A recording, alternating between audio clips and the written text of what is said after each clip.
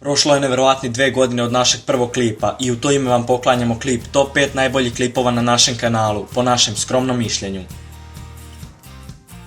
Top 5 najopasnijih izazova se nalazi na 5. mjestu naše top lista najboljih klipova našeg kanala.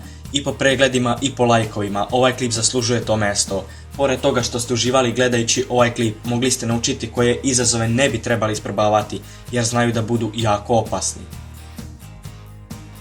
4. mjesto je pripalo prvom delu jednog od naših najvećih i najboljih serijala.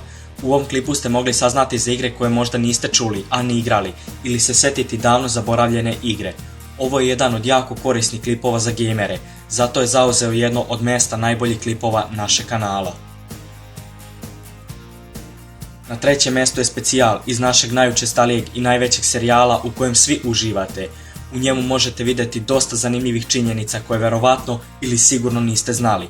Neke od njih će vas i nasmejati, neke rastužiti, ali verujemo da ste uživali u svakoj sekundi ovog klipa.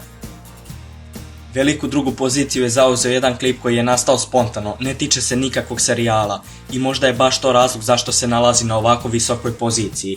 Odlikuje ga jako naporan rad. Ovo nam je jedan od najdražih klipova na kojem smo radili puno, što se dokazalo pregledima i lajkovima koji prelazi 1000. Na prvom mjestu se nalazi ujedno i naš najpoznatiji klip koji je prešao neverovatnih 200.000 pregleda. Deo je serijala koji broji neverovatne preglede i velika interesovanja naših pratioca, tako da uskoro očekujte još neke od neverovatnih gostiju na našem kanalu. Lipo klip i prošlo je 2 godine našeg kanala, za to vreme smo dostigli cifru od 1.700.000 pregleda i više od 12.000 subscribera. Bez vas to ne bi bilo moguće. Hvala vam što ste ostali uz nas i kada nismo bili najaktivniji. Do sljedećeg viđenja. Uživajte!